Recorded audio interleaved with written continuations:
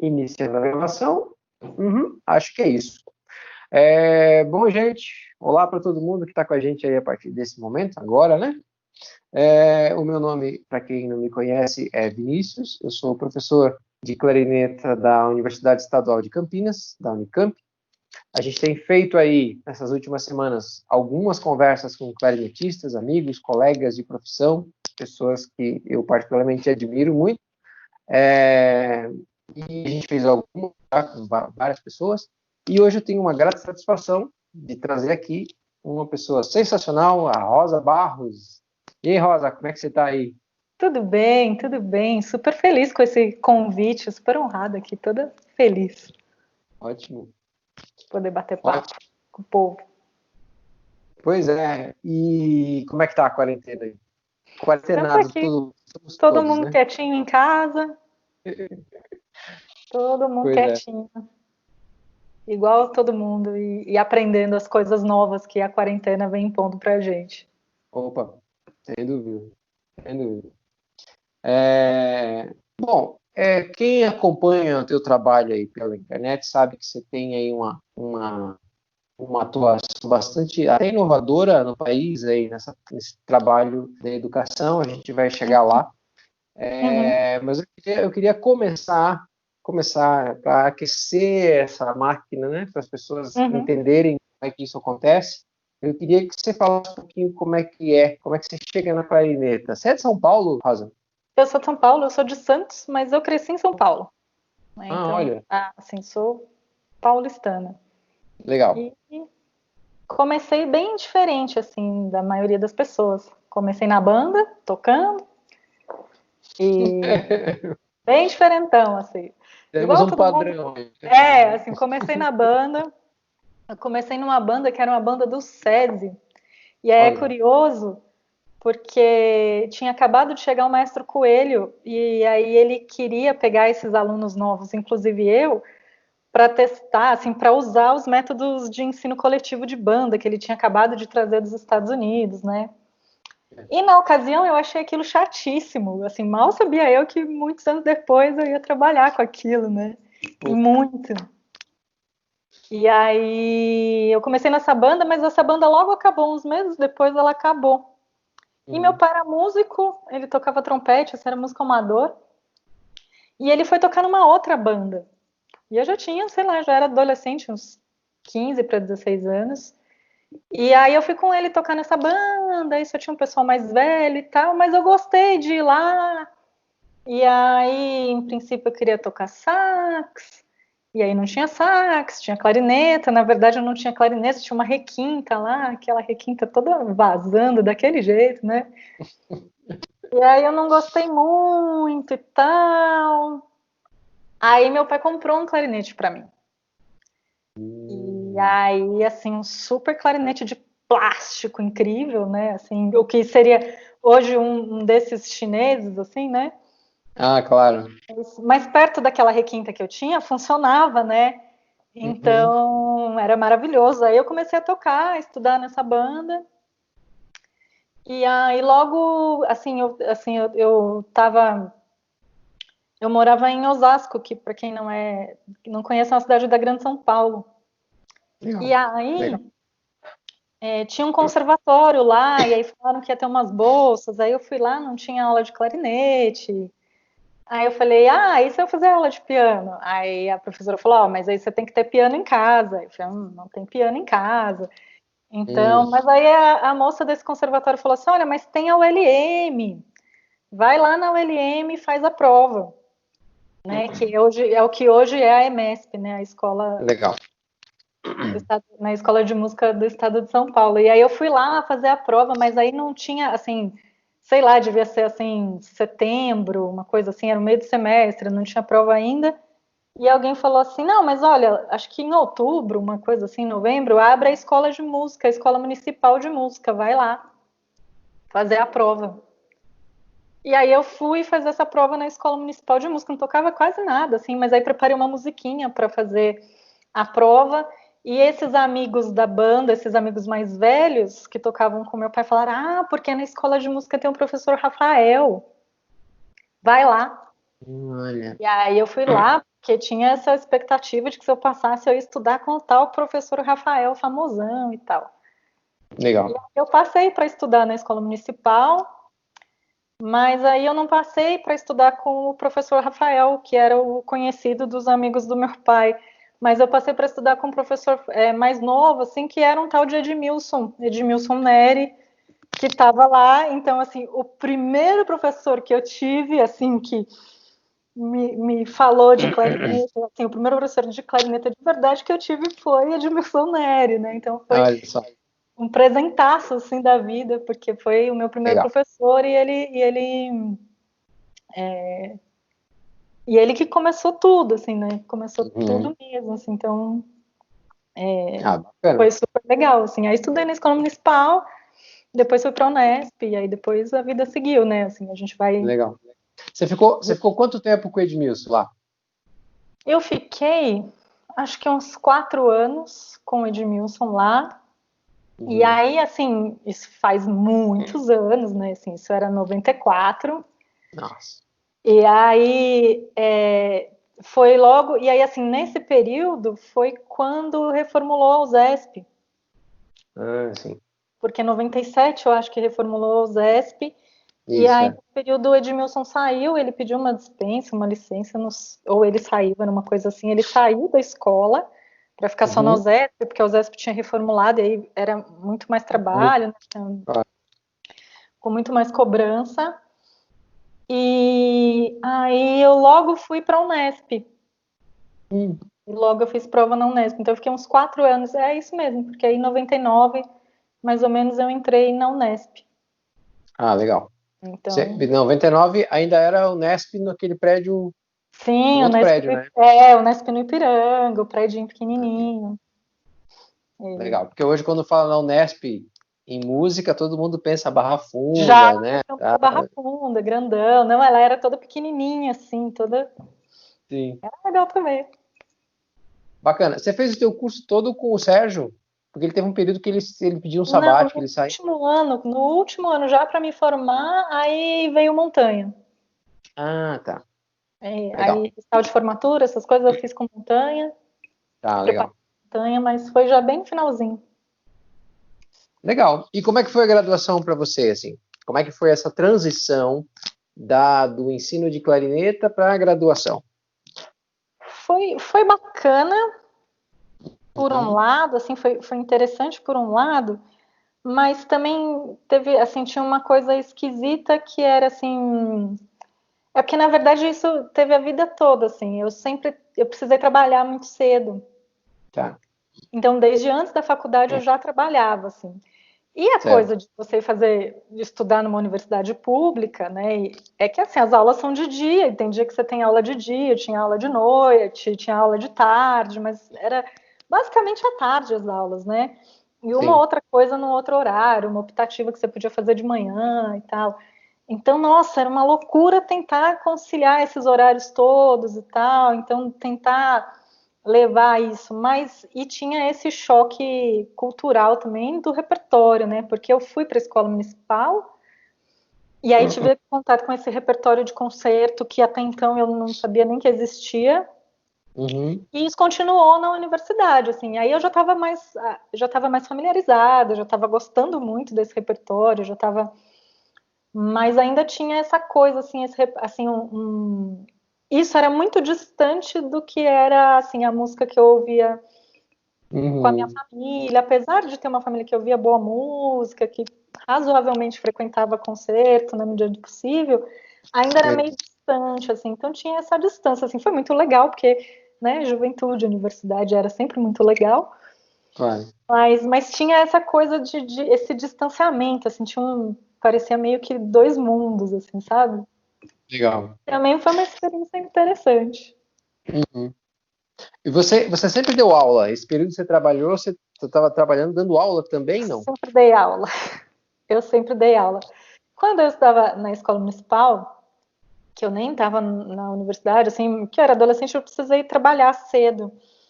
Hum. E aí eu arrumei um emprego lá que hoje é o call center, né, mas que na época a gente chamava de telemarketing e tal. E aí, assim que eu consegui, eu saí desse trabalho e aí eu fui trabalhar de fazer pesquisa na rua, sabe, de pesquisadora, porque aí eu Sim. tinha flexibilidade de horário, aí eu podia estudar um pouco mais e tal. E aí, antes de eu entrar na faculdade, eu tinha entrado na banda jovem do estado de São Paulo, lá com a Mônica, e alguém da banda me indicou um negócio lá, vai aparecer um projeto lá que acho que estão precisando de professor de clarinete, quem quer ir lá? E ninguém quis, e eu fui correndo, né? Lógico. Que era um tal de projeto Guri, bem no começo ainda. Então, assim, eu vi o Guri assim, chegar a ter no estado todo, né? Assim, quase 400 polos, né? 400 unidades, quase cada uma em cada cidade. E eu lembro de ter começado no sexto, né, ter inaugurado Olha. o sexto polo do Guri, né? Tinha 19 anos, eu tinha, sei lá, 3 anos de clarineta. Então era eu quase aprendendo com os meninos, né? Eu quase que aprendia na aula com a Edmilson e ensinava para os meninos mais ou menos do jeito que eu conseguia. E aí foi legal porque eu passei a graduação toda dando aula, eu passei, enfim, na verdade, assim, eu dou aula antes da universidade, eu sempre dei aula, né? Uhum. Sempre, então eu passei a graduação, a vida profissional toda sempre dando aula, desde o começo. Então acho que daí que vem essa coisa de gostar. Deixa eu te perguntar um negócio com relação à graduação. Você teve alguma disciplina, algum insight, alguém te falou nessa direção da pedagogia? Porque você fez bacharelado, né? Eu fiz bacharelado, nem tinha a licenciatura na Unesp ainda, não tinha o curso. Isso veio depois, né? Já Sim, com aquela. as estaduais acho que fizeram um caminho inverso das federais, né? Tem federal que tem Uhum, licenciatura, mas a bacharelado abriu depois. Em pois é, música, né? Claro. eu fiz bacharelado e nem me passava pela cabeça fazer licenciatura, nem nada. E Certo. na universidade a gente estudando para tocar, né? Estudando para tocar e Uhum. tal. E eu gostava de dar aula, tudo, mas assim, isso sempre, na época, ainda era tido como uma coisa, uma espécie de trabalho menor, assim, né? Claro, Então não claro. tinha, e aí assim, não tinha nenhuma disciplina relacionada, não tinha nada disso, assim, nada. Uhum. Uhum. E Então, você, na e você graduação, sempre, e você sempre curtiu dar aula, sempre teve demais, essa, se sentiu realizada, digamos assim. demais. Eu comecei, é porque eu falo isso para todo mundo, assim. Eu comecei a gostar, que eu falo que a aula que eu mais gosto de dar é aquela aula assim, oi clarinete, esse aqui é o clarinete. Então, quando todo Legal. mundo estava lá nesses projetos, montava o instrumento e dava para os meninos e tal, para os meninos É. saírem tocando, eu gostava de mostrar a caixa, o negócio todo desmontado, e aí você vai montando, e aí vira um instrumento grandão, que toca Legal. grave, médio, agudo, que faz glissando, que faz não sei o quê. E eu comecei digamos assim, a curtir, assim, a me amarrar nessa história de dar essa aula, sabe? Uhum. Eu comecei a Uhum. gostar da ideia. Eu lembro que quando eu comecei a estudar um pouco mais, a Edmilson falava assim: ó, agora você pegou o vírus, agora vai, né? E eu gostava dessa ideia, tá na moda agora vírus, né? Mas Opa. eu gostava dessa ideia de tentar pôr o vírus em alguém, assim, sabe? Sim, De tentar fazer que alguém, despertar em alguém esse encantamento que eu tenho, assim, com o clarinete, legal. assim, eu sempre achei isso muito legal, assim, sabe? Cara, olha que negócio legal isso. E comecei a gostar muito dessa coisa de fazer alguém se expressar por meio desse instrumento que eu gosto tanto. Então eu comecei a gostar muito disso, Uhum. sabe? Eu gosto muito dessa ideia de fazer alguém se expressar, né? Alguém pegar o instrumento e dizer alguma coisa porque ele quis, porque ele se encantou com o negócio e tal. Então eu Uhum. comecei a gostar muito, tanto que eu gosto, assim, eu acho que a minha coisa de trabalhar com os iniciantes e depois com as crianças vem muito desse gostar, assim, a aula que eu ainda mais gosto de dar é a primeira, assim, sabe? Aquela que você abre o estojo, ensina o menino a montar o instrumento. Que Eu legal. sempre gostei muito disso desde o começo, assim, quando eu vi os primeiros meninos tocando, assim, fazendo aquelas caras, assim, que eles fazem, né? Quando eles tiram o som e faz, nossa, que acho que depois a gente vê com os alunos mais adiantados, quando cai uma ficha, assim, né? Você fala, É, aquelas caras que eles fazem, assim. aquele clique, né? Exatamente, a cara do clique, assim, eu me apaixonei por isso também, né? Então eu me apaixonei por ver esses cliques, esses encantamentos acontecendo. Falando em clique, você fez a tua graduação e esse clique que você teve para a educação, digamos assim, né? Para se, Uhum, porque eu imagino que em algum momento isso tenha sido mais forte do que, por exemplo, a uhum. tentação de tocar, de querer tocar em orquestra ou Sim, fazer um outro sim. trabalho e tal.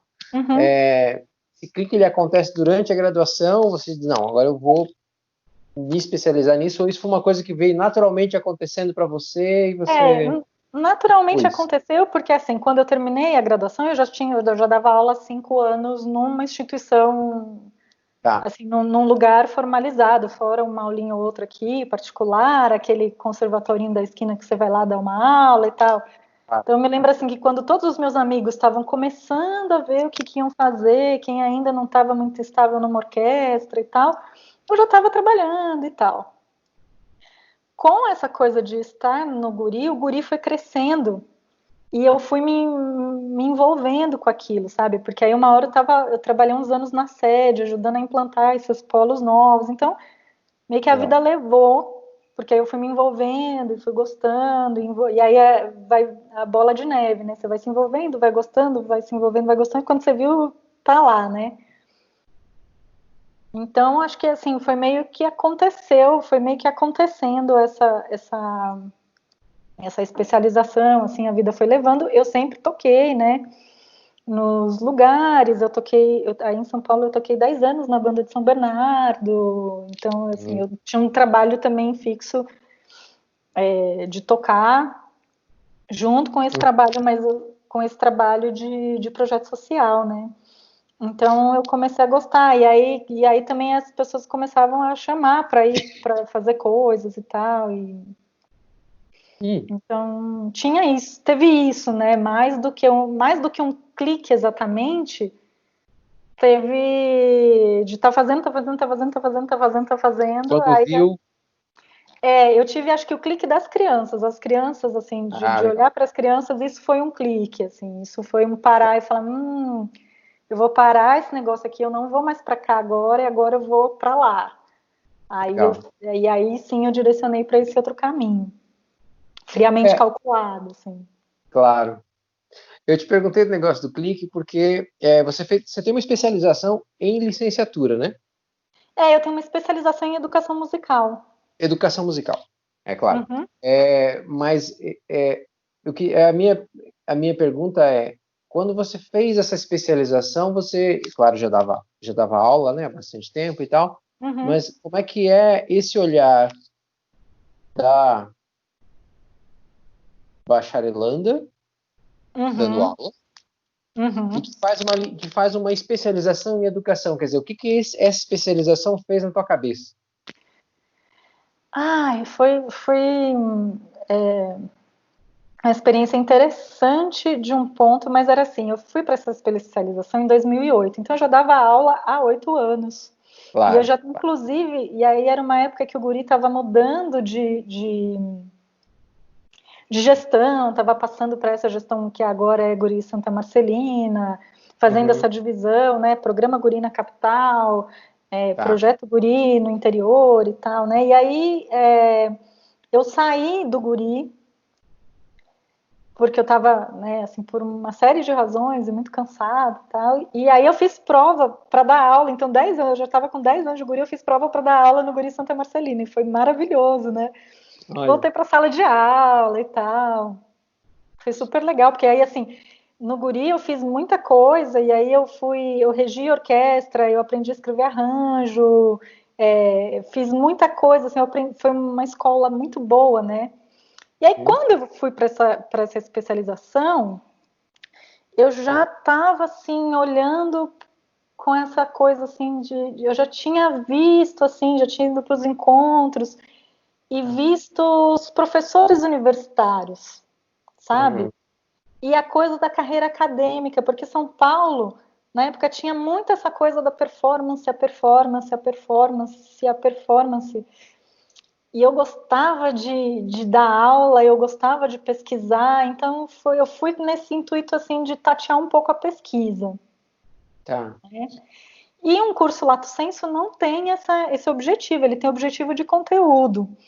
Sim. Então, assim, foi muito maravilhoso, porque aí eu fui ler com mais calma, assim, e com orientação de professor, essa coisa toda que se lê em cursos de literatura, essas coisas todas que se estudam em cursos de literatura, que eu já tinha meio que lido por necessidade, eu já tinha dado uma estudada nas coisas, porque uma hora você precisa ir lá atrás, né?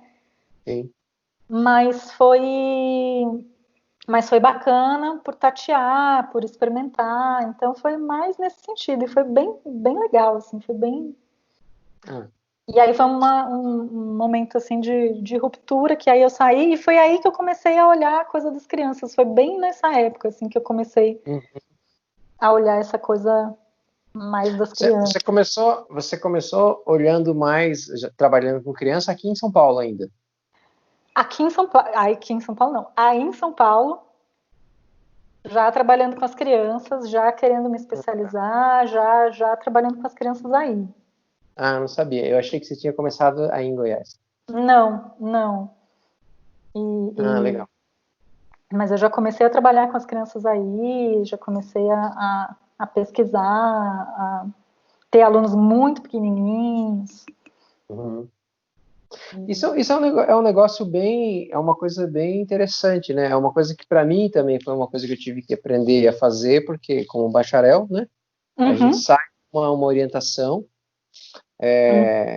e na verdade você sai e você vai dar aula. E aí, se Pois você é. não tem uma curiosidade, digamos assim, a respeito dos processos Uhum. de criação da cabeça humana, essa coisa toda, né? Que a gente tem que tentar dialogar para dar aula. Uhum. Existe uma tendência muito forte de você, no final das contas, reproduzir que te disseram, assim, né? É o que a gente mais faz, né? Exato, exato. E aí, como é que foi esse teu processo? Você falou aí que já tinha corrido atrás e tal, quer dizer, mas eu te conheço há um tempo já, você já, e te acompanho, acompanhando o trabalho há um tempo já, você me parece sempre ter sido uma pessoa que sempre teve um interesse muito grande por esses processos, né? Sim. Mesmo antes da especialização, como você mesma falou. E Uhum. como é que foi para você, assim, correr atrás de todo esse material e aos poucos adquirindo esse, sei lá, esse repertório de estratégias, digamos Uhum. assim? Uhum. Foi literalmente aprender fazendo, né? Porque não tinha coisas. Uhum. Sempre, assim, eu sempre estudei assim, né, com excelentes professores, então acho que isso também ajudou muito. Legal. Encontrei pessoas, então, que foram ótimas, né? Então, eu fui muito atrás do Joel, né, para perguntar coisas. Eu sabia que o Joel estava em São Paulo, eu corria para tentar encontrar ele no metrô e tal. Legal. E eu lembro que teve um masterclass do Boykins na Bahia que eu fui fazer e eu encontrei o Joel lá. E aí eu falei para o Que Joel, legal. Joel, porque eu tô sabendo que você escreveu um método, desses métodos eu acompanho, né? Eu já conhecia os métodos americanos para banda, e eu tô sabendo que você fez um método de música brasileira, tô super interessada e tal. E o Joel já nesse processo de edital da capa falou, não, tudo bem, eu te dou uma cópia. Então, assim, Que com legal. aquela generosidade que só o Joel tem, né? Claro. Então, assim, quem podia sempre me ajudou, né? Então tinha essa coisa de correr atrás, do aprender fazendo o tempo inteiro, de errar muito, muito, muito, muito mesmo, e né, tentar fazer muitas coisas que não funcionavam, né? Então tinha muito disso, tinha muito de ir aprendendo. Mas também tem a coisa da curiosidade, né? Essa coisa, a curiosidade é aí acho que isso leva, né? Assim, então acho que do mesmo jeito que eu tenho essa curiosidade, assim, esse comichão, assim, de fazer um mini tocar, assim, porque eu acho muito legal, eu também tenho comichão de entender como é que é na cabeça dele, como é que ele faz esse processo na cabeça dele, sabe? Como é que Legal. deve, assim, como é que é para ele processar esse conhecimento? Como é que, né, assim, será que dó ré mi para ele é o mesmo que é para mim, assim, sabe?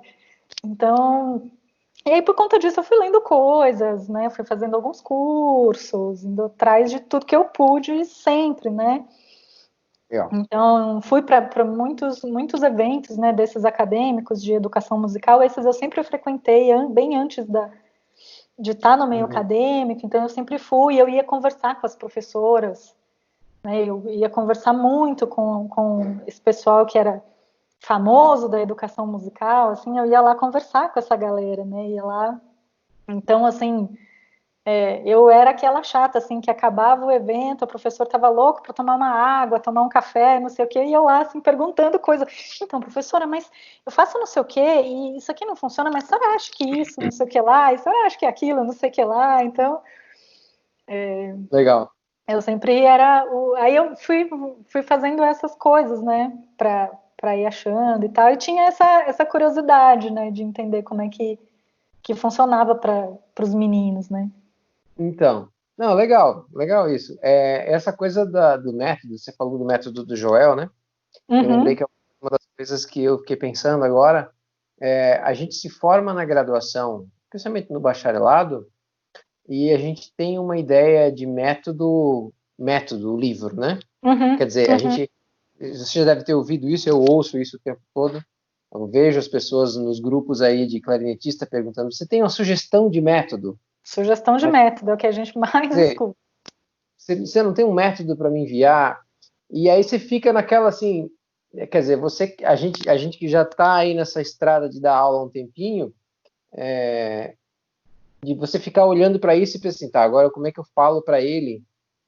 O que que eu penso de método? Como é que eu aplico, né, e Uhum, tal. Eu acho que ia ser legal, assim, de repente você falar um pouquinho sobre isso, assim, porque uma coisa, quando a gente pensa, especialmente no bacharelado, né, quando a gente fala método, o pessoal fala Closet, uhum, Berman, o livro, uhum, né, o uhum, papel ali. Aquilo é o método. Mas, na verdade, o método é uma forma de pensar, né, de uhum, abordar um processo. uhum. E eu acho que seria legal a gente falar um pouquinho sobre isso. O que que você acha disso, assim? Como é que você construiu isso para você? Eu acho que é bem mais amplo do que, assim, é bem mais amplo do que isso, né? Porque, assim, o método livro, né? Coisa, né? O conjunto de exercícios, ele é uma coisa. O Uhum. método, metodologia, assim, né, o conjunto de procedimentos que você escolhe, que você estuda para tentar fazer uma pessoa tocar é uma outra coisa, né?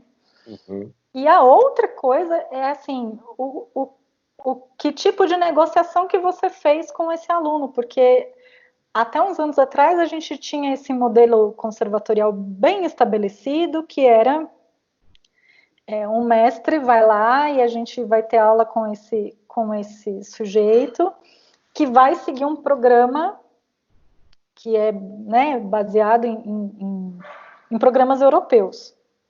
Né? Sim. E aí a gente passava nesses lugares, né? Os métodos, o repertório e tal, né? O livro X e tudo mais.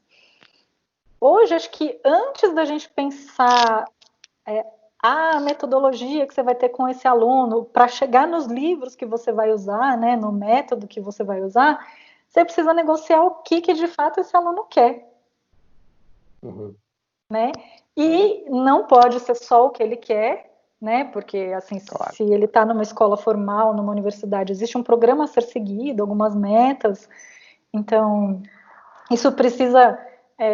Mas hoje em dia a gente precisa negociar, né? O que esse aluno quer tocar? Né? Uhum. E aonde, né, vocês falaram muito na mesa de empreendedorismo lá do Encontro da Bahia, que foi fantástico, né? O que esse aluno quer, onde ele quer chegar, para que ele quer Uhum. tocar isso, o que ele está pensando profissionalmente, que é uma outra coisa, né? Então, assim, quando você tem isso negociado com o aluno, aí você fala assim, esse aluno, ele quer tocar numa banda militar. Então, assim, Uhum. para esse aluno, a gente tem aqui esses métodos, esse repertório, precisa ter um preparo, né, assim, para fazer um tipo de prova específica e tal.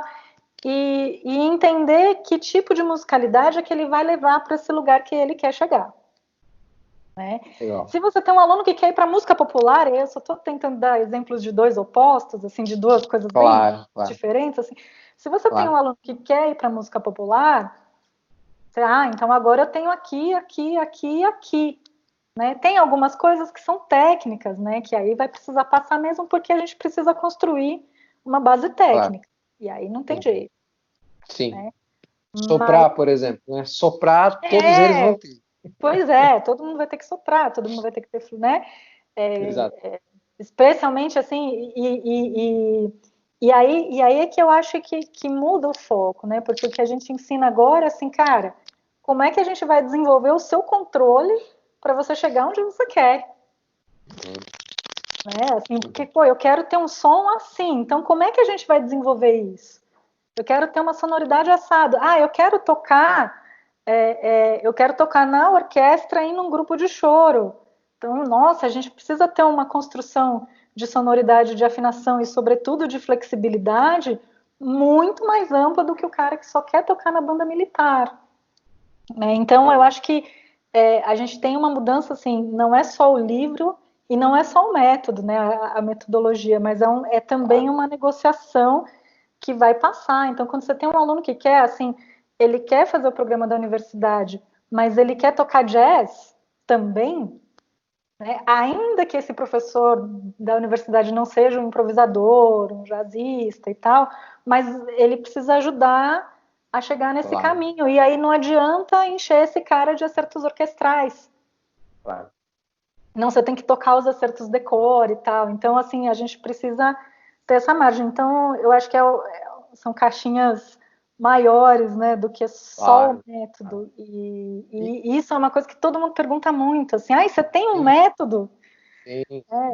Então, acho que o método, assim, e aí é que tá, assim, hoje em dia, com esse mundo globalizado e com esses acervos digitais todos, tem muito método de tudo, tudo disponível em PDF, tudo baixável, e muita coisa, as coisas mais novas, muito fáceis de comprar na internet, comprar versões online, né? Comprar as versões digitais. Então, assim, o problema não é mais método. Claro. Né? Porque hoje tem método para quase tudo, não para tudo, mas para quase tudo. A questão é o que a gente vai fazer com esses métodos. Exatamente. Né? E aí, assim, o que a gente vai fazer dos dois lados, o que eu, estudante, vou fazer com esse método e o que eu, professor, vou fazer com esse método com o meu aluno, né? Sim. Essa questão do método sempre foi do método livro sempre foi uma coisa que foi um grande aprendizado para mim ter morado na Bahia, porque eu acompanhei um pouco do Joel no processo da Capo. Quer dizer, não acompanhei o processo de quando eu cheguei lá ele já tinha feito. Mas acompanhei ele trabalhando e tivemos muita conversa juntos, e ele mostrando e tal. E quando você abre aquela primeira página do Da Capo para Clarineta, que tem aquela nota dó ali, né, uma semibreve e tal, e aqueles 4 compassos um compasso de pausa, mais uma nota e tal, quer dizer, a maior parte do trabalho não está ali escrito.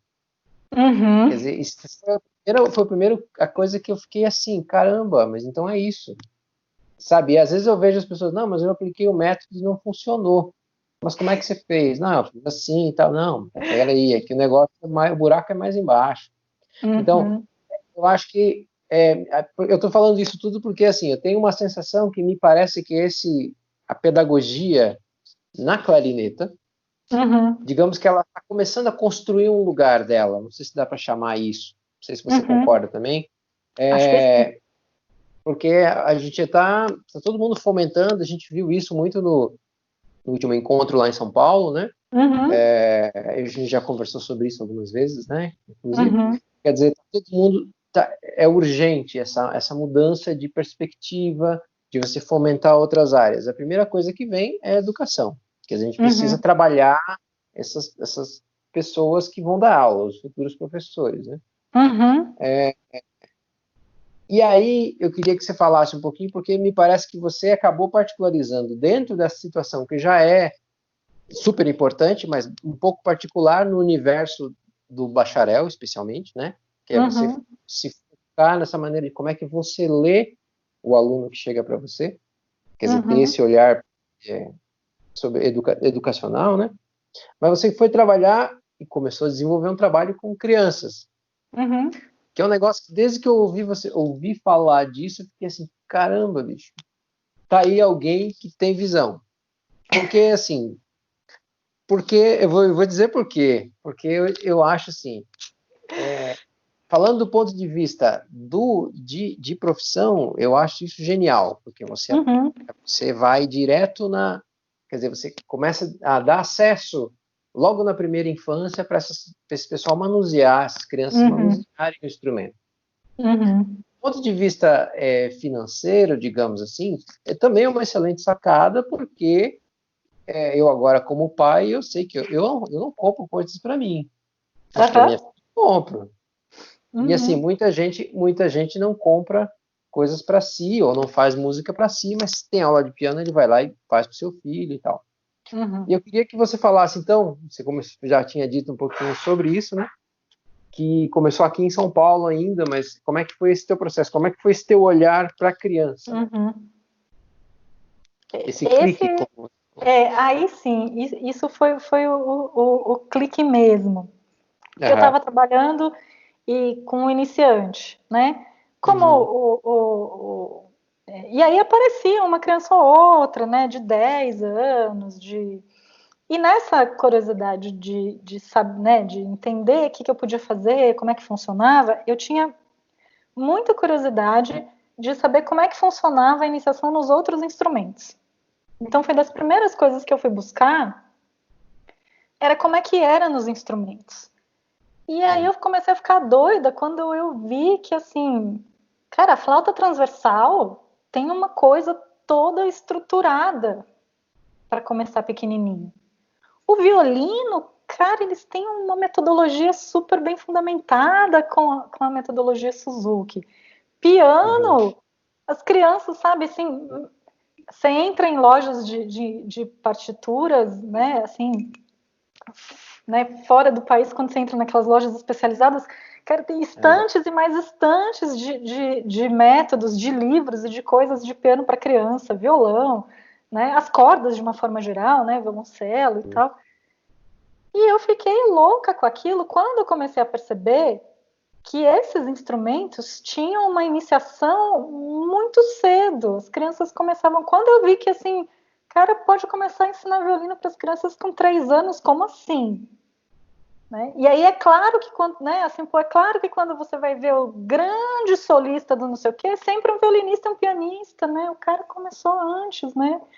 O cara tá Uhum. 10 anos na frente de todo mundo, né? A gente começa com 12, 13, a maioria começando aí com 15 no Brasil, né? Aí você vê que de repente, né, podia começar. Então aí eu comecei a ficar louca com isso. E aí tinha o impedimento do instrumento, né? Nosso instrumento é grande e ele demanda muito ar, né? Então não tem como, não tinha, né, como uma criança pequena tocar, né? E aí eu vendo que assim, a flauta tinha bocal curvo, tinha um monte de coisas, e eles têm uma coisa de colocar no bocal, uma coisinha para colocar lá e a criança soprar e tal, tinha um monte de coisas. E até que um dia eu cheguei num instrumento que não era o novo ainda, né? Era o Lion, que é o que hoje é o clarinel, né? Era chamava Lion Clarinet, uma coisa assim, Kids Clarinet, era uma coisa assim, que era o inglês que inventou esse clarinel, esse instrumentinho de plástico, né? E aí foi aí que eu falei, precisa, é assim, cara, é aqui que eu preciso descobrir, eu preciso dar um jeito de fazer as crianças começarem. E aí eu lembro que o Sérgio, já com a Devon, começando, e eu troquei muitas ideias, então a gente tinha a ideia de fazer uma clarineta que pudesse pôr uma cortiça aqui nesse último furo para a criança poder tocar o sol, porque crianças pequenas, o dedo anelar entra dentro do furinho, É. do buraquinho, né, do orifício do sol, né, do sol grave aqui, né, do último. Então, eu comecei a ficar muito interessada, e aí sim eu pensei, eu falei, cara, é uma coisa que a gente precisa desenvolver, que não tem. Eu gosto de criança, cara, eu vou mergulhar nesse negócio. Porque eu acho que tem Legal. coisas muito legais a serem desenvolvidas. E aí foi um clique mesmo, assim, Gente, como que tem nos outros instrumentos e não tem no clarinete? Flauta também é grandão, violoncelo também é grandão. E os caras deram um jeito. Então a gente tem que dar um jeito também. Sabe? E aí eu comecei e aí sim, né? Facão e começar a quebrar, abrir a trincheira, né? A gente ainda não tem isso muito consolidado, né? Tem muita gente já trabalhando, ainda bem, mas ainda não tem isso nada consolidado, né? Ainda é muito Então, mas aí o pessoal que está te ouvindo falar e que eventualmente não conhece o teu trabalho, mais de perto, talvez, deve estar pensando assim, legal, agora então a gente pode dar aula para a criança porque a gente tem um instrumento que fisicamente a criança consegue suportar o peso com mais tranquilidade. Esse instrumento que você falou, eu depois vou colocar o link embaixo do vídeo aqui para quem tiver interesse. Legal. Melhor, eu acho que é legal, né, a gente aproveitar esses recursos. Mas eu estou pensando aqui, por exemplo, a pessoa que está agora cursando bacharelado, está vendo você falar aí, está pensando assim, pô, legal, dar aula para criança, é uma coisa que eu... Agora, isso também demanda muito trabalho, né? Quer dizer, como é que você se prepara, você chega lá, porque você não chega e abre o método, você vê lá, página 2, nota dó. Quer dizer, como é que é esse processo de se ver pelos olhos de uma criança? A clarinete. Momentos muito deliciosos, porque você que tem filho agora deve saber disso, né? Assim, criança descobrindo um negócio novo é muito divertido. É verdade. Né? Então, porque parece que descobriu uma coisa, assim, né? Tocou 2 notas e descobriu uma coisa. Mas também não é assim todo dia, né? Tem dia que é bem difícil, tem dia que é chato, como tem dia que tocar na orquestra é chato, tem dia que ir pro ensaio é chato, tem dia que é chato. Trabalhar tem dia que é chato, né? Então tem isso também. Mas tem que é uma crítica que eu sempre faço, né? E vou fazer de novo, que a gente comete um erro, que é a gente se prepara muito para tocar e não se prepara para dar aula. Ou não se preparava, né, para dar aula. Acho que hoje isso está mudando mais. E é muito... Me chama muita atenção, porque se você tem um concerto para tocar e você for lá e tocar mal, vai ser muito ruim para você fica meio mal ali com os colegas. Se você for um clarinetista de uma orquestra importante, assim, de uma orquestra famosa, pode sair uma crítica no jornal no outro dia, assim, que você tocou mal e tudo bem, né? Agora, quando você faz alguma coisa errada numa aula, você está mexendo com a vida de uma pessoa. Então, às vezes, uma coisa mal falada, né? Tem muita gente que tem muitas histórias de traumas e de coisas que professores falaram e que, tanto para o bem quanto para o mal, que mudou a vida e que mudou a vida daquela pessoa e que não... E outras, assim, que traumatizou, ou uma lesão que você pode causar, ou uma coisa... Então, assim, é muito... É preciso que esse trabalho seja feito com responsabilidade, como qualquer outro trabalho. Então, do mesmo jeito que você se prepara para tocar, você precisa minimamente se preparar para dar aula. Não dá para chegar lá sem saber o que vai fazer. E não dá para chegar lá e falar assim, então, o que você estudou? Toca aí o que você estudou. Né? Porque, em geral, as crianças pequenas, elas estudam pouco ainda, né? E no Brasil, a gente tem uma realidade de projeto social e de bandas, e que os meninos só tocam quando vão no lugar, porque eles demoram para ter acesso a ter os seus próprios instrumentos. Então, a gente tem essa particularidade no Brasil. Então, não sei o quanto que a gente pode cobrar, assim, o que você estudou hoje? Né? Então, isso é um ponto, né? A gente precisa ir minimamente preparado. Você precisa ir com 2, 3 ideias na cabeça de coisas que você quer. E o que muda muito dando aula, e que é uma coisa que ajuda muito a gente como clarinetista, é que você precisa ir com objetivos, sabe? Então, é assim, se eu vou dar aula para o fulaninho hoje, eu preciso que ele adquira tal coisa técnica e preciso que ele faça música, né? Porque precisa ser musical, muito musical desde o começo. Nota dó, bolacha, pausa, nota dó, bolacha, lá, pausa. Pode ser muito incrivelmente musical. Mas você precisa já ir com essas coisas na cabeça. Porque quando você fala assim, cara, e aí você pode fazer isso em qualquer nível, né? Quando você fala assim, cara, esse aluno é um aluno que precisa ele precisa melhorar, assim, ele precisa melhorar o staccato, né, tecnicamente falando, e ele precisa deixar esse fraseado aqui do Weber um pouco mais fluido, porque tá pesado, e não só tá pesado porque a língua ainda não chegou, mas porque musicalmente ele ainda não entendeu a fluidez que essa frase tem, que essa escalona enorme que sobe e desce tem.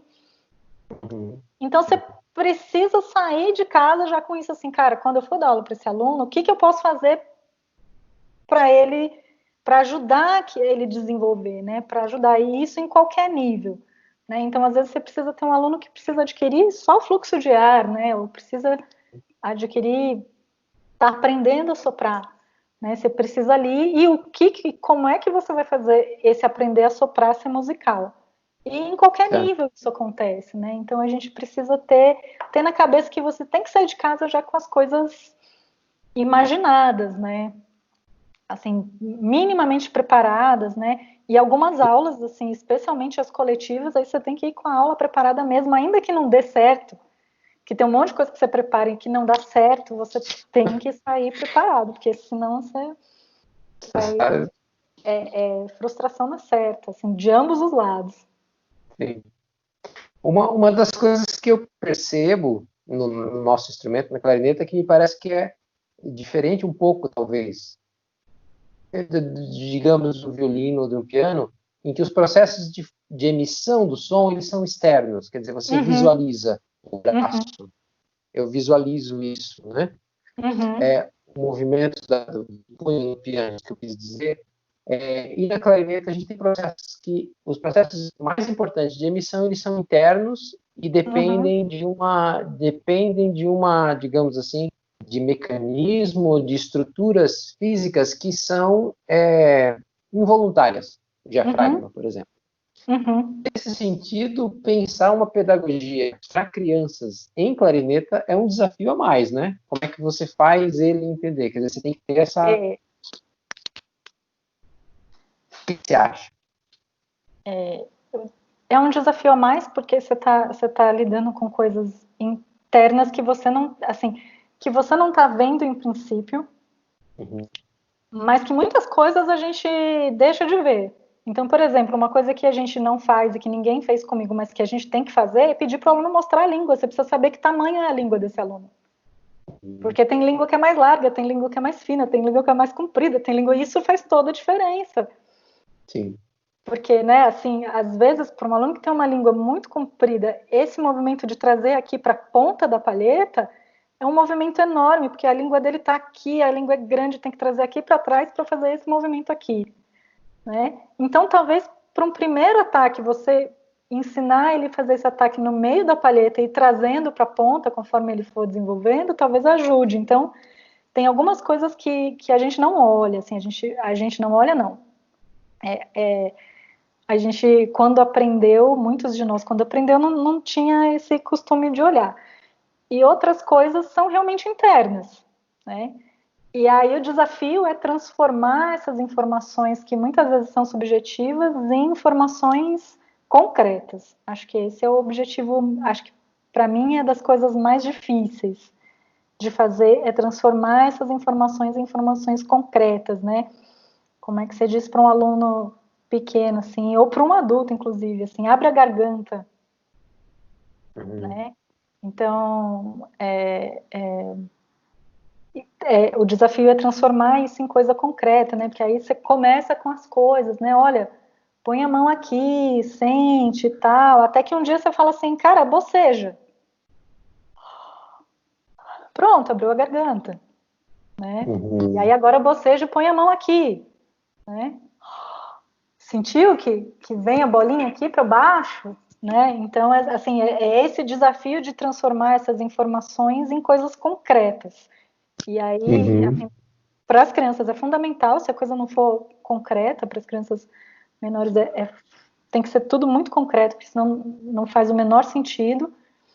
E para os adultos também, assim, né? Assim, para os adultos facilita muito, ainda que você consiga falar assim, olha, fulano, abre mais a garganta, o cara fica lá buscando e tal, e quando você dá uma informação mais concreta, você ganha um tempão danado, né? Uhum. Sem dúvida, sem dúvida. Você fez um mestrado, teu mestrado foi aprender improvisando, né? Uhum. Que foi uma coisa que me chamou muita atenção, porque eu tenho feito um trabalho de pesquisa aqui na Unicamp, fazendo uma revisão não no sentido dos trabalhos em si, mas de quais áreas foram exploradas na pesquisa em clarineta no Brasil. Uhum. E aí vem aqueles gráficos assim, análise, educação, pimba, apareceu você lá, sozinho, Uhum. assim, aprendendo, improvisando. Que Uhum. troço genial isso, cara, genial. Cara, foi legal. Então, eu queria que você falasse um pouquinho desse trabalho, como é que foi? Claro que vem nessa esteira do que a gente já está falando aqui, né? Uhum. Uhum. Mas como é que Bem, foi formalizar isso numa pesquisa? foi, no fim, foi mais fácil do que parece. Uhum. Porque eu vim para Brasília, né, fazer o mestrado em Brasília, e vim porque aqui tinha um projeto, né, o projeto do Ricardo, tinha um projeto de crianças. Eu fiquei pensando assim, será? Acho que eu vou para a UFBA com o Joel e tal. E aí aqui em Brasília tinha um projeto na UNB de música para criança, e tinha aula de clarinete. Então eu quis muito vir, e eu sabia que tinha clarinel aqui também. Eu sabia que o Ricardo tinha um clarinel e tal, então eu queria muito vir para cá. E aí eu vim, né, para fazer o mestrado. E eu, na verdade, eu cheguei aqui e comecei a frequentar essas aulas, né? E eu via que não foi uma coisa que eu inventei. As crianças faziam aqui na aula coletiva com o Ricardo, toda a aula, o Ricardo falava para os meninos assim: levanta e faz um solo. Levanta e faz um solo, né? E tinha isso, todo o ensaio tinha isso, e levou um tempão, assim, para eu cair a ficha, assim, de que esses meninos estavam improvisando, assim, e muito numa boa. Sabe? Todos donos de si e tal. E aí, a minha curiosidade foi saber, assim, será que se a gente ajudar a desenvolver processos criativos nesses meninos, eles vão aprender mais clarinete? Né? E assim, eles vão conseguir aprender clarinete se o cerne da coisa for desenvolver o processo criativo? E deu muito certo, né? Porque aí assim, apareceram coisas que eu nunca imaginei que fossem aparecer, né? Então, a pesquisa era com crianças, acho que de 6 a 11 anos, né? Todo mundo, porque aí a gente começou com os meninos do clarinel nessa época, e a coisa da pesquisa era perceber, né, o achado da pesquisa, talvez, né, tenha sido, acho que o mais legal, né, o que eu curto, na real, o que eu curti mesmo, o que eu gostei, foi perceber que, assim, não é só ensinar e o aluno aprender, né, aquela coisa do repete, repete, repete, repete, que uma hora você aprende, né. Alguns processos, assim, você precisa absorver esse conteúdo, entender esse conteúdo, e você só entendeu esse conteúdo quando você é capaz de reaplicar esse conteúdo num outro contexto. E o outro contexto é a improvisação. Então você ensina o menino a tocar as notas, você ensina ele a fazer as coisas, embocadura, você ensina aquela coisa técnica toda, você dá ferramentas para ele, mas ele só aprendeu, ele de fato aprende quando ele consegue sozinho reaplicar aquilo num contexto que é dele. Legal. Né? E aí eu passei assim, pela improvisação toda, assim, pela improvisação livre, pela improvisação idiomática, e na improvisação idiomática os teóricos falam, né? improvisar na aprendizagem seria como falar, como falar na linguagem, né? Quer dizer, você aprende, a criança aprende, né? Casa, cavalo, cachorro, caderno, ela aprende um monte de coisas, até que um dia ela é capaz de pegar essas palavras todas e se expressar por meio de uma conversa e interagir com uma outra pessoa por meio da conversa usando esse monte de conhecimentos que ela tem. E aí, na improvisação idiomática, é exatamente isso. Você vai adquirindo essas coisas e você coloca... e aí você é capaz de conversar com alguém, de dialogar com alguém, né? Por meio dessas coisas. E o que foi interessante foi que, num determinado momento, eu fiz um grupo focal e coloquei as crianças, elas tinham uma sessão de improvisação e tal, elas faziam os solos, né? E depois elas tinham que falar do seu próprio solo, o que ela achou, como é que foi, o que teve, e falar do solo do amigo, o que ele acha, o que ele achou do solo do amigo, do companheiro e tal. E aí a gente via uma outra camada de aprendizagem, né? Porque a gente via que em algum momento você dava informação, você ensina que aqui é dó, ré, mi, beleza, é dó, ré, mi, né?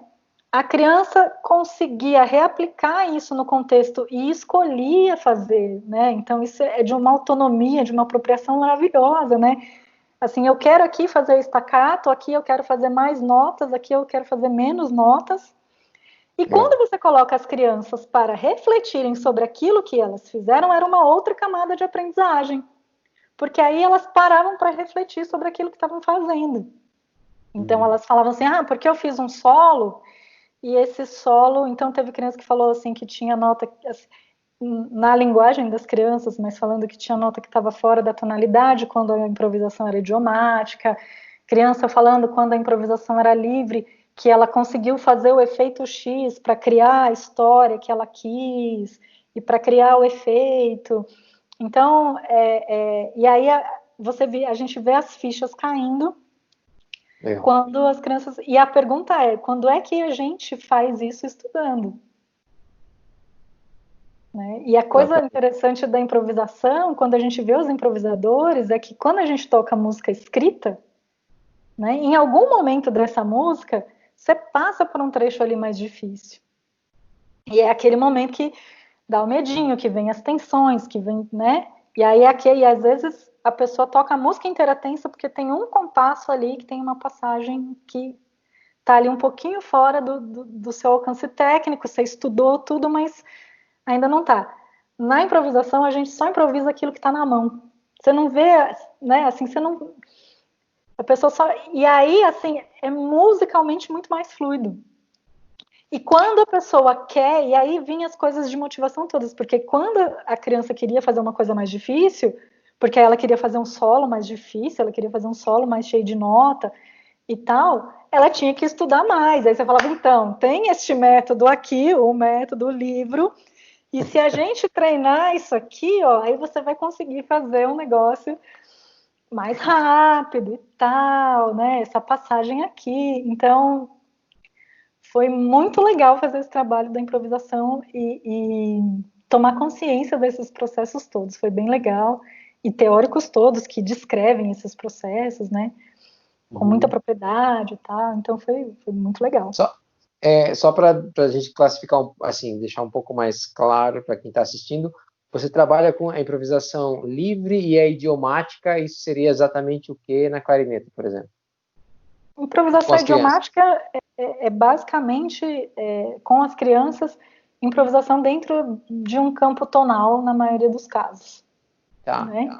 Especialmente porque a gente precisa desenvolver o ouvido interno nas crianças, então a gente precisa cantar muita coisa e fazer um conjunto de cançõezinhas, né? E você cria um repertório com as crianças, né? Eu já sei tocar 4 músicas, eu já sei tocar 12 músicas, né? Então, e aí a gente acaba improvisando em cima desse repertório que é tonal. Legal. Né? Improvisação livre é tudo que não é tonal. Então, assim, que pode ser passar por música tonal, que pode passar por... E aí entra, e é um universo de coisas, né? Porque aí entram as coisas, as mediações com coisas eletrônicas, porque a gente tem vários aparelhinhos que fazem 1000 efeitos, 1000 aplicativos que fazem barulhinhos e coisinhas e que são interativos e que são legais e que tocar em cima disso, tentar desenvolver coisas com isso é muito legal e muito divertido e muito natural para eles, porque é do universo deles. Tem a coisa da técnica expandida, né? Assim, que também é uma coisa que muitos de nós aprendeu lá na frente, como se fossem coisas que não fossem próprias do instrumento. E não, né? O instrumento faz isso tudo. Claro. Então, desde o começo a gente já brinca de técnica expandida, até para fazer as brincadeiras de fortalecer a embocadura e tal. Então dá para fazer um monte de coisas de técnica expandida e construir música com isso, né? Né, em repertório de adulto a gente chama de música contemporânea e é muito legal, né? Então aí a gente consegue, assim, tudo que não está nesse universo tonal está nesse lugar aí de improvisação livre, e pode passar por muitas coisas, né? Descobertas sonoras, aí é um mundo isso. Legal. Como é que você monta ou montou ou vem trabalhando isso na dinâmica de aula, por exemplo? Para quem está vendo a gente, para ter uma coisa um pouco mais, digamos assim, um pouco mais na prática mesmo. Quer dizer, você trabalha com crianças de várias faixas etárias, digamos assim, né? Uhum. Cada faixa etária, eu imagino que tem uma abordagem específica, né? Até nos instrumentos e tal. Como é que isso funciona? Assim? Em que sentido? Desculpa, eu sei que é meio genérica demais a Não, pergunta. assim, em sentido de conteúdo ou em sentido Não, eu fiquei pensando inicialmente assim, porque me parece que crianças muito pequenas, você tem um período de aula mais curto e você distribui aquilo que você quer dentro daquele período mais curto, até porque é mais difícil prender a atenção deles ali, né? E à medida que mas eu queria que você pensasse, mais ou menos, né? Depende de quem está fornecendo a atenção, né? Mas é assim, a coisa das crianças pequenas, essa coisa as crianças concentram por períodos curtos de tempo. Então, você tem que fazer um monte de pequenas atividades. Tá. Né? E isso, na verdade, ajuda muito, porque como as informações precisam ser concretas, você precisa sequenciar as coisas, né? E eu até falei nesse encontro da Bahia, assim, que a gente tinha uma enquete lá que as pessoas perguntavam, assim, elas queriam sugestões de atividades, né? E aí a gente mostrou umas coisas, todo mundo estava lá, mostrou uns brinquedinhos, umas coisas que a gente usa e tal. E a gente falando assim, cara, você muda o brinquedo, aí aqui você faz uma vez sem nada, e depois você faz com brinquedo, com catavento, aí depois você faz só com a boquilha, aí depois você põe um balão, né, uma bexiga na boquilha para a boquilha encher, aí depois você faz isso soprando sem som, aí depois você faz soprando a bexiga com som, não sei o quê. Você fez um monte de pequenas atividades, mas na prática você fez só nota longa, que era o que precisava fazer. Se você chegar numa aula e falar assim, hoje nós vamos fazer meia hora de nota longa, não vai ter, né? Mas você fez uma série de coisas. E se essas coisas forem divertidas e musicais, né? Se isso vira música, se isso vira, assim, se você, né, depender do tipo de música que você... Mas se isso vira uma coisa artisticamente, performática, sabe? Que a criança se expresse, né? Se em algum momento tem a voz para a criança se expressar, então a criança consegue, né? Mas cansa muito. Então é ideal mesmo que as aulas sejam um pouco mais curtas, não só para as crianças, mas também para o professor, porque senão você sai moído da aula, exausto, assim, porque é energia, né? Então as crianças precisam de aulas mais, assim, as crianças menores precisam de aulas mais curtas. E precisa ter essa coisa, né? Assim, as coisas precisam ser sequenciadas porque precisa fazer sentido, né? Então, se não faz sentido, não... Posso tentar dar um exemplo bem bobo assim? Por gentileza, claro. Então, Vinícius, faz para mim um gesto de não. De não? De não.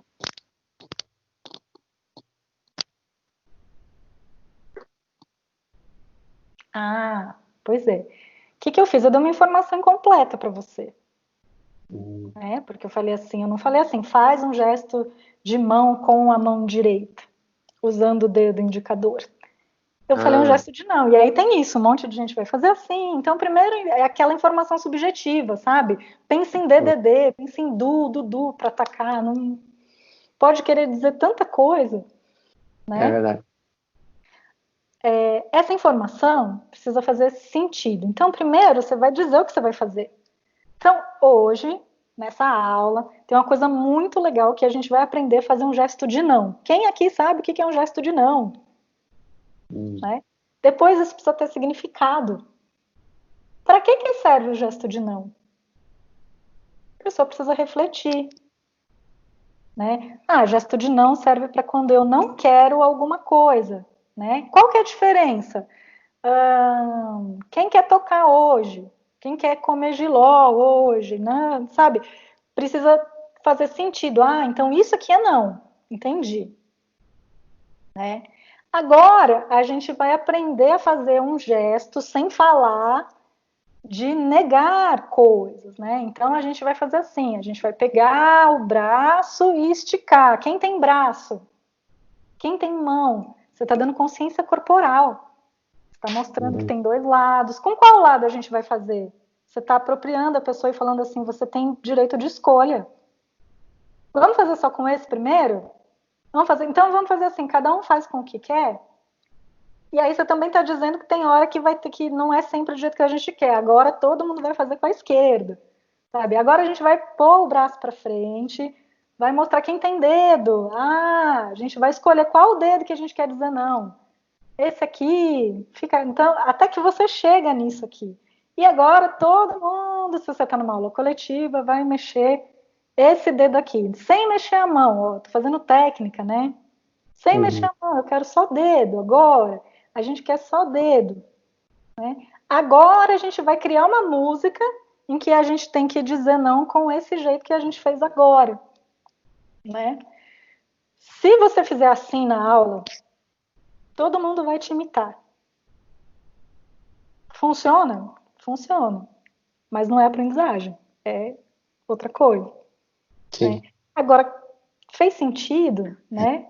Assim, a criança precisa voltar para casa e falar assim, a mãe pergunta assim, o que você aprendeu hoje? Eu aprendi a fazer não, sabe? Ela tem que saber o que ela aprendeu.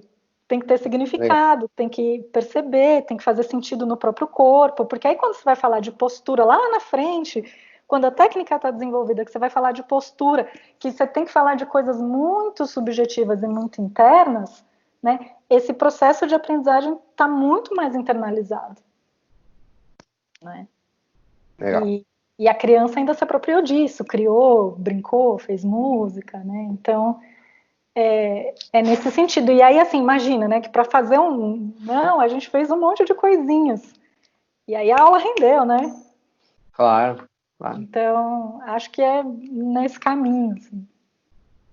O que é interessante é que que eu acho que é uma coisa que talvez nem todo mundo tenha consciência, que quando você, desde a primeira aula, você já tem que traçar meio que um sequenciamento de quais são Sequenciar. aquilo, talvez as competências, que não sei se ainda se fala isso, mas eu acho que é Swanwick que usa isso, né? As competências e tal, Uhum, determinadas faixas etárias, até você chegar, quer dizer, o que eu ensino para quem está nessa fase, para que quando ele tiver, sei lá, daqui a 5 anos, ele tenha uma relação é, X com a clarineta, ou com o instrumento, ou uhum, com a música, né? uhum. E esses sequenciamentos, se você faz isso em níveis mais adiantados, eles também funcionam. Porque Uhum, começa a fazer sentido para as coisas, né? Então, a legal. única coisa que você muda é assim, você muda o estágio técnico, né? E com as crianças você faz isso de um jeito mais lúdico, faz com mais brincadeiras, que é inclusive divertido pra gente também, porque aí você brinca horrores com os meninos, né? Joga no Imagina. chão com eles e tal. Imagino. Com que idade você está trabalhando, as crianças começam com você, assim? Eu imagino que tem uma idade mínima, né? Claro. Assim, agora com o doutorado, eu fiz a pesquisa do doutorado com crianças de 4 anos. Tá. começando com o Shalom soprano. Uhum. Então, a gente está começando aqui agora com crianças de 4 anos, mas, em geral, aqui em Brasília, no que a gente vem trabalhando aqui, e com os meus meninos lá em Formosa também, a gente começa com 5, de 4 para 5. Aqui eles começam de 5 ou 5 anos e meio, porque eles têm esse projeto que era o projeto da UNB, que agora virou uma iniciativa coletiva de todos nós, né? Cada um Tá. fazendo, assim, o projeto continua existindo, mas fora da UNB. Tá. Eles fazem musicalização até os 5 anos. E aí, com 5 anos, eles vão para os instrumentos. Mas a minha ideia é que a gente tenha disponível materiais e possibilidades para começar com 4 anos. Ah, legal. Legal. E como é que é esse agrupamento? Quer dizer, vocês agrupam por ano, que tem 4, porque de um ano para o outro muda muito? De um semestre para o outro muda muito. Para as crianças pequenas. Uma criança de 4, uma criança de 4 anos e meio já é bem diferente. Eles amadurecem Legal. muito. Quem tem filho pequeno sabe, assim, que É verdade. cresce muito e muito rápido, né? Uhum. Então, aqui é separado, aqui a gente separa por idade, né? Mas sobretudo por tamanho, assim, acaba que é por idade, né? As crianças chegam aqui com 5 anos e meio para 6, para começar na clarineta, né? Aí a gente estava começando com os dudes, né? Que é aquele instrumentinho da Nuvo, pequenininho, Uhum. Uhum. passando para o clarinel. Alguns meninos, a gente que ainda são pequenininhos, a professora Eliana aqui tem uma clarineta em dó e ela faz um trabalho lindo com as crianças, vale muito a pena conhecer, eu sempre falo. Aí alguns meninos com clarineta em dó quando são pequenos para ir passar para si bemol. E isso acaba meio que sendo por idade, porque os dentes caem por ali na mesma idade, mas você tem essas diferencinhas, né? Na hora das transições, porque aí você tem criança que dá aquela espichada e que pode já passar para o instrumento maior mais rápido, né? E tem aquela criança que está indo super bem, mas ela ainda é muito pequenininha, fisicamente muito pequenininha, então você pode ir desenvolvendo coisas técnicas um pouco mais Uhum. avançadas com elas, mas ainda com um instrumento menor, porque o instrumento é pesado, então a gente tem essas diferencinhas nas Legal. transições de um instrumento para o outro, porque aí é isso, cada criança é um universo, cada criança é um mundo, Ah, cada pessoa, né, se desenvolve de um jeito diferente, então... verdade. E esse processo, Rosa, a leitura da grafia musical, ela acompanha esse processo? Ou vocês Acompanha. têm um momento em que ela inicia específico? Ela está sempre ali presente? Não, a gente inicia mais ou menos como a gente inicia a alfabetização das crianças, o processo Tá. da alfabetização. Então, exatamente como acontece na alfabetização, né? A gente, quando a criança está aqui com 4 e meio, né? Ela já, assim, quando ela está na escola, ela já reconhece a letra do nome, algumas já sabem escrever o próprio nome com 4 anos, ela já reconhece algumas, né, algumas letras, algumas palavras, mas não, né, ainda não está nesse processo de alfabetização propriamente. E a mesma coisa vai acontecendo, você apresenta uma figura, né, você apresenta, às vezes, uma nota na pauta. Uma nota na pauta, aliás, é o que pouco acontece, o que a gente faz é uma leitura relativa, né, às vezes com 1, 2 linhas, a gente já consegue fazer nessa idade, e a gente vai introduzindo conforme a criança vai alfabetizando. E uma outra coisa que tem que respeitar é porque crianças que estão em escola Waldorf, elas só começam a ser alfabetizadas com 7 anos. E aí, às vezes, algumas coisas que crianças que estão nas escolas da Waldorf, a gente não faz em termos de leitura, porque elas ainda não estão lendo, elas não estão nesse processo de alfabetização. E, em geral, os pais, inclusive, por optarem por esse tipo de escola, preferem, inclusive, que a gente comece com a coisa da leitura um pouquinho mais para frente. Ah, legal. Interessante. Mas quando começa a partir de 7, aí é leitura desde o começo. Ah, legal. Leitura, E aí improvisação, você falou tudo desse os comigo. instrumentos que vocês usam, então, é o clarineu, né? Agora a gente usa o Chalumeau, um Chalumeau soprano, para as crianças Tá. menorzinhas. O Dude, que é um Chalumeau da Nuvo, mas tem um monte de outros modelos por aí, e de outras marcas e tudo. Aí depois o clarinel. Ah, legal. A gente tem feito Bacana. essas 3 fases com a molecada aqui. Para cobrir essa transição aí dos tamanhos e das cidades, né? Sim.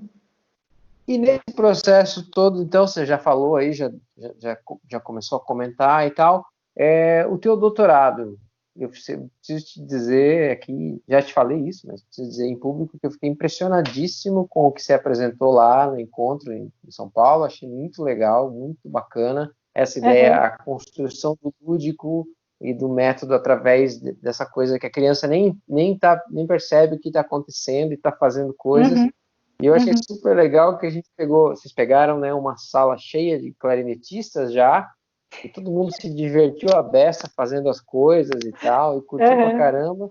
De repente está todo mundo, os meus alunos até hoje tem o apito lá, o passarinho com o negócio, genial aquilo e tal. Eu queria que você falasse um pouquinho de como é que está o seu doutorado, o que você está aprontando com isso. Cara, o doutorado foi também mais um presente desses de professor maravilhoso que cai na vida, né? Eu fui para a UFBA para estudar com o Joel no doutorado e eu estava muito na ideia de continuar aquela coisa da improvisação e de aprofundar e tal. E aí o Joel tinha acabado estava terminando o pós-doc lá dos Chalumeaus, das clarinetas antigas e tal, e tocando aquele repertório e tal, né? E aí o Joel sentou um dia e falou assim, então, porque eu queria que sua pesquisa fosse sobre o Chalumeau. E aí eu voltei da Bahia pensando assim, meu Deus do céu, o que eu vou fazer? Eu detesto música antiga. Né? Assim, tem nada a ver comigo isso. O que eu vou fazer? E aí ele ainda falou assim para mim, não, porque você podia pesquisar alguma coisa do método Orff. Eu falei, nossa, mas o método Orff é um negócio assim que também, né? Porque o método Orff é interessante, mas a instrumentação que eles usam são os xilofones e aí eu fiquei assim vários dias pensando nisso, vários, e aí conversei aqui com o Ricardo, conversa com um, conversa com outro e tal. Aí eu encomendei na Devon uns Chalumeaus, né, para fazer a pesquisa e tal. E falei, bom, né, e tive essa coisa assim, olha, respira fundo, acho que a gente tem que ouvir o que um professor tem a dizer e aproveitar ao máximo que ele está propondo, né, assim, quem sou eu para impor a pesquisa que eu quero fazer, né? Vamos lá, né? E aí um dia eu fui para e falei, Joel, assim, esse negócio de Orff, assim, não vai rolar e tal, né? Assim, eu acho muito difícil, acho que não tem nada a ver. Se fosse com o Suzuki, eu ainda conseguia conversar um pouco, mas o Orff, ele, não, eu falei o Orff, mas podia ser qualquer um, assim, na verdade eu estava só fazendo, né, aquela tempestade de ideias, tá tudo bem, assim, não, faz aí como você, então tá, né? E aí, quando chegaram os Chalumeaus, que eu comecei, aí eu fui estudar, né, o Chalumeau, porque eu não sabia nada. Aí eu comecei a estudar, e eu comecei a pegar o repertório, e é delicioso tocar Chalumeau. Um monte de fichas da clarineta caíram depois que eu estudei Chalumeau, e venho estudando, assim, e aí, enfim, apaixonei no instrumento, adorei tocar e tal. E aí, como eu queria essa ideia de trabalhar com crianças cada vez menores, eu fui para o Chalumeau soprano, que é o pequenininho, né? E enfim, aí foi um processo todo. O resumo do doutorado é que a gente desenvolveu um instrumento infantil que é baseado nesse Chalumeau soprano, né? É um Chalumeau, mas que ele é impresso numa impressora 3D de plástico, todo de plástico, palheta de plástico feita aqui no Brasil, lá pelo pessoal da Legato Palhetas, que fez palhetas E aí a gente estudou muito sobre as braçadeiras, porque crianças muito pequenininhas não têm essa coordenação do pulso muito desenvolvida, é muito difícil colocar uma palheta. E aí a gente usou aqui o que um clarinetista aqui, o Caçulinha, usa, que é aquele anel de vedação, aquele O-ring que usa para vedar coisas de máquina de costura e tal. E, enfim, a gente projetou esse Xalomó infantil. Acho que pode ser que no futuro seja muito interessante, ao invés de você comprar um instrumento, você compra uma modelagem, e do mesmo jeito que a gente ia na Xerox da esquina, a gente vai na impressora 3D da esquina e imprime um instrumento do jeito que a gente quer, da cor que a gente quer. Então eu estou nesse processo, eu já imprimi um segundo que funcionou, o primeiro deu tudo errado, eu tive que recalcular tudo de novo. Mas aí eu imprimi um segundo que funciona já funciona bem direitinho, toca, tá afinado, projeta e tal, né? Feito na impressora. Aí agora a gente, voltando da quarentena, eu vou imprimir as boquilhas, né? E aí é isso, assim, o objetivo foi fazer um Xalomó, né? Um instrumento que ainda está sem nome, infantil, que possa ser personalizado para criança, né? Então, assim, se a gente pensa, cada criança é um mundo, ela tem que ser apropriada desse conhecimento, seria muito bom que o instrumento pudesse ser personalizado para ela. Então, desse jeito, a gente consegue fazer um instrumento que é para a criança mesmo, para aquela criança, né? Então, ela vai poder imprimir do jeito que achar que é e que quiser. A gente pode fazer algumas adaptações nesse instrumento, então, para uma criança...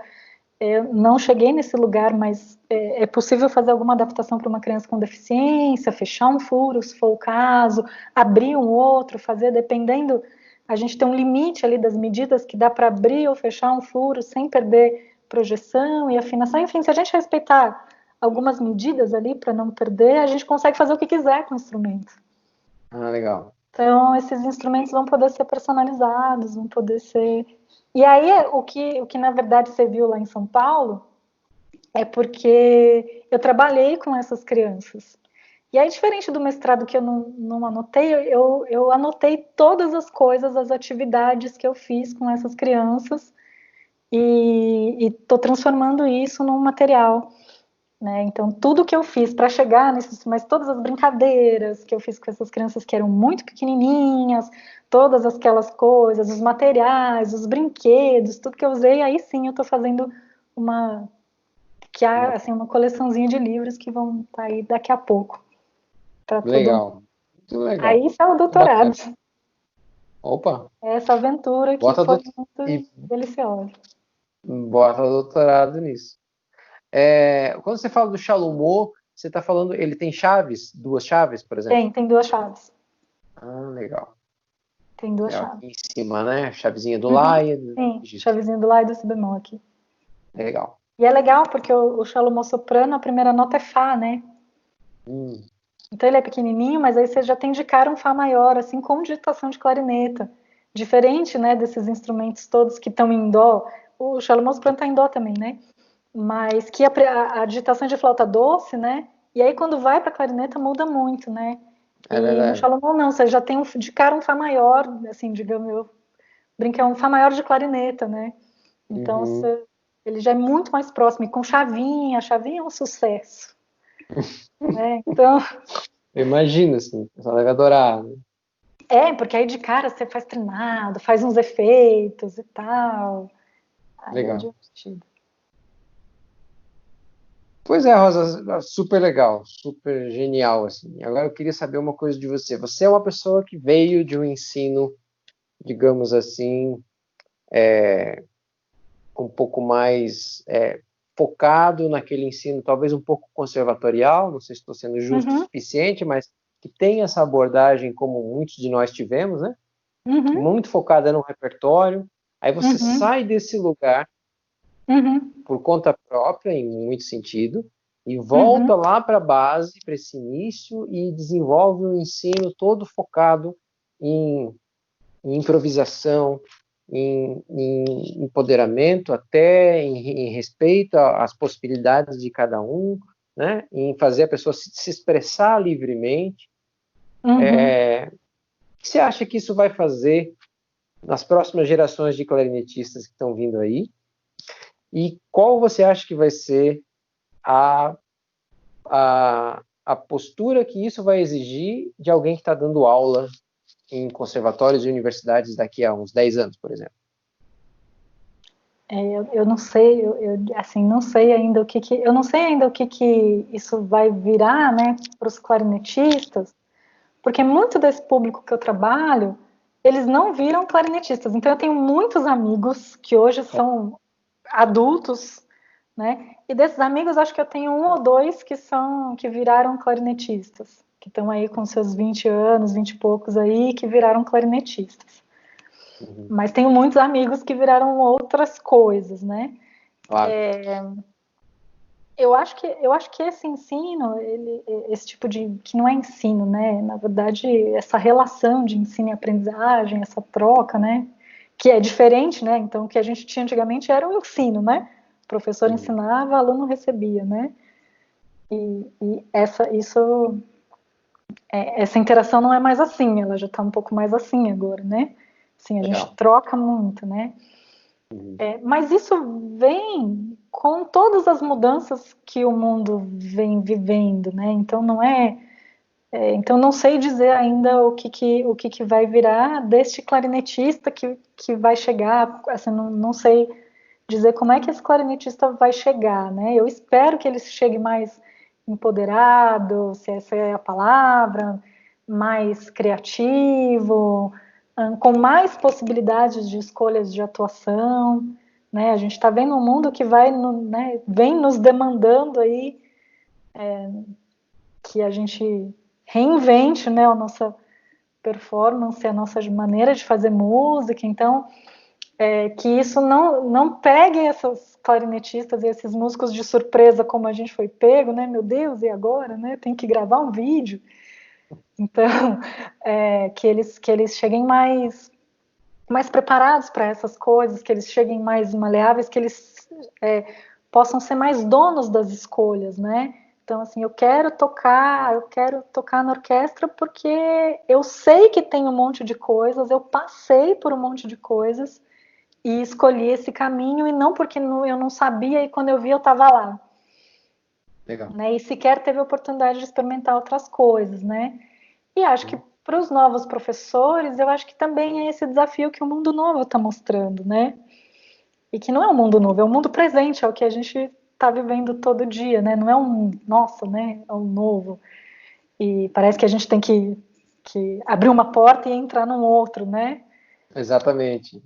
É um pouco isso que a gente está vivendo nesse momento, mas que também vai exigir da gente, e assim, já está exigindo de todos nós, que sejamos mais flexíveis, que sejamos mais abertos a novas possibilidades, que existe um mundo de escolhas e de atuações que a gente pode experimentar, por que não? Né? Eu não preciso ser uma improvisadora para experimentar, improvisar e para desfrutar disso.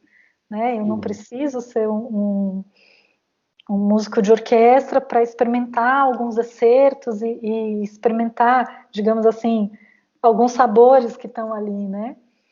Então, e assim vai, né? Para a música brasileira, para todas as nossas atuações, né? Então, eu espero que as pessoas cheguem mais com as cabeças mais abertas, né? Para todas as novas, porque ainda quanta coisa que ainda vai surgir, né? Quanta coisa nova que vai aparecer, então que essa galera possa desfrutar de todas essas coisas que vão aparecer com plenitude, né? Com possibilidade de escolha. Legal. Você falou dos desafios atuais. Eu vi no dia que você está fazendo uns trabalhos online também, como a maioria de nós também. Como é que tá as aulas online com essa criançada? Assim? Não é igual, né? Porque não dá para apertar, não dá para pegar, então não é igual. Mas tem muitas coisas que funcionam muito bem, né? Algumas coisas, inclusive, eu acho que até melhor do que no presencial, né? Então, alguns resultados. Para as crianças que têm condições de ter esse tipo de aula, porque a gente sabe que não é todas as crianças que têm, acabou tendo uma aproximação da família muito maior, então as famílias estão mais próximas dessa música que tem sido desenvolvida com essas crianças, e isso tem sido muito interessante também. Né? Mas tem o desafio da atividade coletiva, né? A gente estava com um projeto aqui, a gente estava montando um coral infantil de clarinetas, e a gente estava ensaiando e tal. E aí agora esse grupo está online, né? Um monte de quadradinhos na tela. Então, tem sido um desafio, mas é o que o mundo nos apresenta, né? Então, É verdade. tem que... Não dá para não fazer, né? Tem que seguir. Ah, legal, legal. Bem bacana. Bom, a gente perfez aí um pouco mais de uma hora e alguma coisa, 1h20, uma hora e, sei lá. Uhum. Basicamente, algumas coisas que eu queria te perguntar, eu percorri, eu poderia perfeitamente ficar mais uma hora aqui com você perguntando e te instigando Fico mais, né? Eu brinco desse e assunto, eu falo até 2030, aqui sem parar, né? opa. Então, o que eu queria te perguntar agora, na verdade, é o seguinte: alguma coisa que eu não te falei, que eu não te perguntei, que a gente não bateu papo, mas que você achou que seria legal a gente falar, assim? Alguma ênfase que talvez tenha passado batido? Acho que a gente, talvez é bom a gente falar, só reforçar o que a gente já vem falando nos encontros, e que falou bastante agora no da Bahia, né? E vocês falaram muito, né? Da gente ter esse olhar para esse clarinetista que, né? Para esse jovem clarinetista né? Esse jovem profissional, né? Ou esse quase profissional, que ele vai ter uma atuação mais ampla do que ele tinha antigamente, né, do que essa formação mais voltada para essa formação de tocar em orquestra. Então, não só musicalmente é mais amplo, como de atuação é mais ampla, né? Então, como por exemplo, dar aula é uma coisa que a gente vai fazer, né? Então, se você está num lugar de assim, muita virtuosidade, você vai ser demandado pelas grandes escolas, né, pelos grandes conservatórios, né, festivais de música, vão te convidar para dar aula. Então, né, assim, se você olhar para esses profissionais, eles atuam dando aula em festivais, eles vão convidado para um masterclass, programas de música de câmara, né, como o Mozarteum e outros programas, as pessoas viajam para tocar e ministrar masterclass em geral, então ele vai ser demandado a exercer essa atividade, né? Para quem não tiver nesse lugar, vai precisar dar aula para complementar a renda, né? Ou muitas vezes para ser a sua principal fonte de renda, né? E mesmo esses profissionais que atuam mais nesse lugar assim de uma virtuosidade, digamos assim, a gente ainda vê no Brasil, principalmente, esses profissionais cuja principal fonte de renda é ser professor na universidade, por exemplo. Então, né, então assim, você vai ser demandado a isso, então esteja preparado, minimamente, ainda, e a gente sempre vai fazer uma coisa ou outra que não gosta na nossa vida profissional, ainda que você não goste, é importante. Acho que passar por mais estilos e gêneros musicais também é importante, né? Então, cara, brinca ali um pouquinho que seja na música popular, se você não for trilhar o seu caminho na música popular, mas vai ali experimentar um pouco, acho que é importante, inclusive porque vai te dar um leque de coisas para você fazer na música de concerto, né? Se você está na música popular, cara, vem aqui na música de concerto, que tem um monte de coisa legal aqui, vem respirar esse universo, que ele também é muito interessante, né? E aí, de repente, você está num lugar e alguém te chama para fazer um cachê ali e tal. Então, assim, pela sua atuação profissional e pela sua atuação como músico, né? Isso só vai somar. Então, eu acho que talvez esse olhar para o que a gente, assim, é só para reafirmar o que a gente já vem conversando, que A gente precisa, essa moçada que está chegando, precisa ter uma formação mais ampla, né? Precisa cuidar de gestão de carreira, precisa cuidar de autoprodução, precisa saber isso, precisa saber desde escrever um projeto, um edital, e de saber como é que vai fazer e tal. Então, saber essas coisas todas, né? Ter esse olhar mais ampliado para o que é ser clarinetista, né? Bacana, legal. E para quem está pensando que tem uma propensão ou se sente, é uma palavra que eu usei que o Pedro adorou, que é quem se sente magnetizado pela coisa de dar aula. O que você recomenda? O que essa pessoa tem que ficar atenta? O que ela tem que procurar desenvolver nela para tentar ser o que você acha que seria um professor? As características ou qualidades de um bom professor? Lembrar que assim, que cada pessoa aprende de um jeito diferente, cada pessoa tem seu jeito de aprender. E que em boa parte das vezes ela vai aprender de um jeito diferente do que você aprendeu. Então, quando a gente chega na aula e a gente ainda fala, né? Não, porque meu professor sempre falou isso. Né? A gente fala isso, assim, e quantas vezes eu falei isso também. Assim, não, meu professor sempre falava que não sei o que, não sei o que lá, não sei o que lá. Então, é lembrar que nem sempre a pessoa que você está ensinando aprende do mesmo jeito que você aprendeu. Porque ela está num outro mundo, num outro contexto, numa outra história. Então, pensar que tem outros jeitos de dizer a mesma coisa, ou pensar que tem outros jeitos de aprender a mesma coisa. Eu acho que acho que talvez essa seja a principal qualidade, entender que não é só como você aprendeu. E às vezes como você aprendeu funciona muito bem. Mas muitas vezes pode... E assim, você tem que ter em mente que pode não funcionar.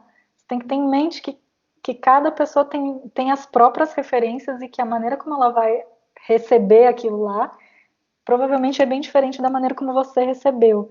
E querer e esperar que essa pessoa receba do mesmo jeito que você recebeu pode ser um equívoco, né? E pode ser muito mais rico que ela receba de uma outra forma e que ela te conte como ela recebeu esse conteúdo, porque aí você aprende, inclusive, como ela vê a mesma coisa que você, né? Então, acho que a qualidade seria essa.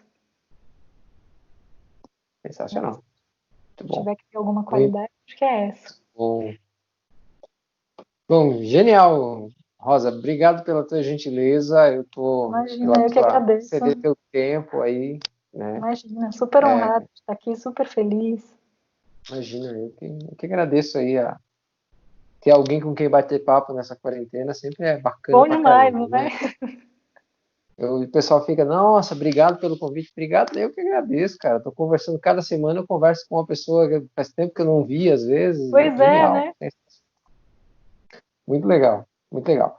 Então, eu queria te agradecer de coração a tua gentileza, da tua presença aí. Depois eu vou colocar os links aqui embaixo de várias coisas que a gente falou aqui, para quem quiser conhecer mais. A tua tese já terminou? Não, né? Não, ainda não, porque tem que imprimir mais 2. Eu preciso fazer mais umas impressões aí para. Tão esquisito falar isso, né? Vou imprimir um instrumento. Então, novos tempos, né? Novos tempos. Então eu ainda preciso fazer mais uns testezinhos finais, mas tô acabando. Ótimo, ótimo, genial.